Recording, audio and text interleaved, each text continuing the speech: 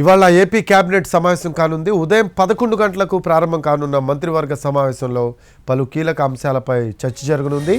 ఏపీలో పారిశ్రామిక పెట్టుబడులు, కొత్త ఉద్యోగాల కల్పన, సౌర విద్యుత్ ప్లాంట్ల ఏర్పాటు వంటి ముఖ్య అంశాలపై చర్చించి ఆమోదం తెలపనుంది. రాష్ట్రంలోని వివిధ ప్రాంతాల్లో 44,776 కోట్లతో పరిశ్రమల ఏర్పాటుకు ఎస్ఐపిబి ప్రతిపాదనలు సమర్పించింది. దానికి ఆమోద Mudra వేయనుంది cabinet.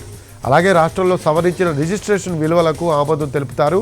22A free hold భూములపై తమ జిల్లాల్లో పరిస్థితిని కేబినెట్ ముందు ఉంచుతారు మంత్రులు. అసెంబ్లీ బడ్జెట్ సమావేశాలపై మంత్రి మండలి సమావేశంలో క్లారిటీ రానుంది. 24 నుంచి అసెంబ్లీ సమావేశాలు జరిగే అవకాశం ఉంది.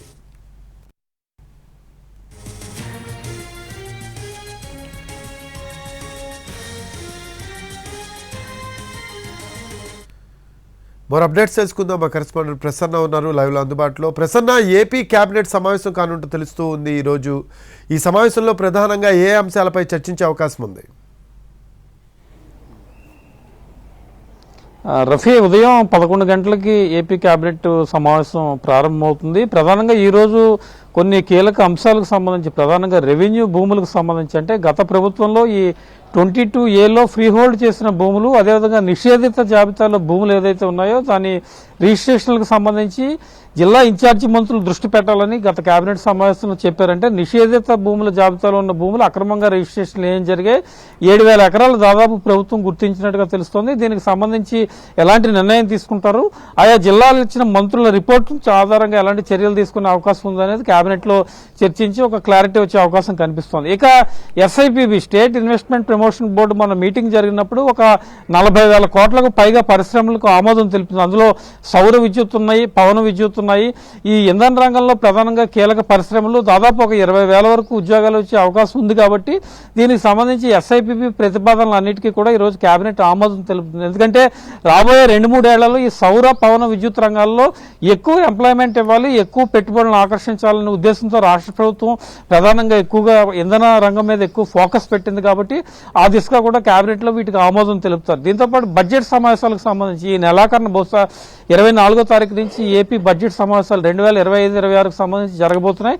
బడ్జెట్ సమావేశాలు, విధి విధానాలు, దీనికి సంబంధించి ఏ అంశాలు, ప్రధానంగా మంత్రులు పెట్టే ఫోకస్, ప్రభుత్వం ఈ 7-8 నెలల పరిపాలనకు సంబంధించి అసెంబ్లీలో చెప్పదలుచుకుంది. కాబట్టి మంత్రులు కూడా ప్రత్యేకంగా దృష్టి పెట్టాలనే అభిప్రాయాన్ని ఈ అసెంబ్లీ సమావేశంలో వ్యక్తం చేసే విధంగా ఈరోజు కేబినెట్లో చర్చ జరుగుతుంది.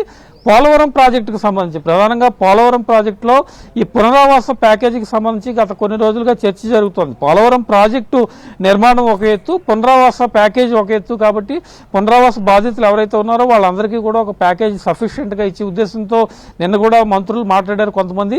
ఈ పునరావాస ప్యాకేజీకి సంబంధించి ఎలాంటి ఇబ్బంది లేకుండా త్వరితగతిన వాళ్ళకి రావడం, అదేవిధంగా 2027 ఎండింగ్ కల్లా ఒక 2-2.5 ఏళ్లలో ఈ పోలవరం ప్రాజెక్టు పూర్తి చేయడం మీద ప్రధానంగా దృష్టి పెట్టే ఆలోచనలో ప్రభుత్వం ఉంది. కాబట్టి దానికి సంబంధించిన విధి విధానాలు కూడా ఈ రోజు జరిగే సమావేశంలో ఖరారు చేస్తారు. ఇక కొన్ని రెగ్యులర్ యాక్టివిటీస్ P4 విధానానికి సంబంధించి వచ్చే ఉగాది నుంచి, అంటే పబ్లిక్ పీపుల్ ప్రైవేట్ పార్ట్నర్షిప్లో ఈ 4 P4 అంశాలకి ముందుకెళ్ళాలి.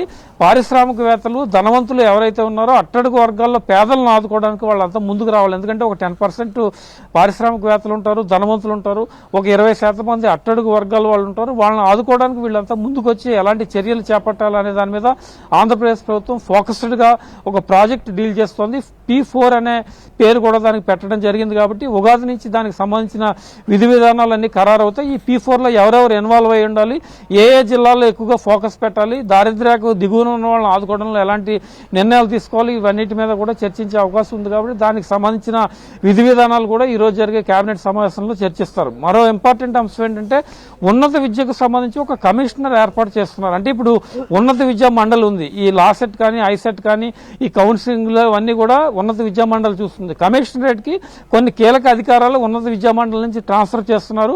ఈ పరీక్షలలో కౌన్సిలింగ్ సంబంధించి కూడా ఇదే నిర్ణయం తీసుకుంటుంది కమిషనరేట్. కాబట్టి దానికి సంబంధించిన విధి విధానాలు ఏ రకంగా ఉండాలి, కమిషనరేట్ బాధ్యతలు ఏ రకంగా ఉండాలనే దాని మీద కూడా ఈరోజు కేబినెట్ సమావేశంలో చర్చించి కొన్ని కీలక నిర్ణయాలు తీసుకునే అవకాశం ఉంది.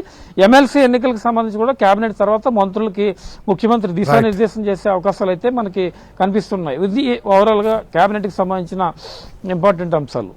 Thanks for updates.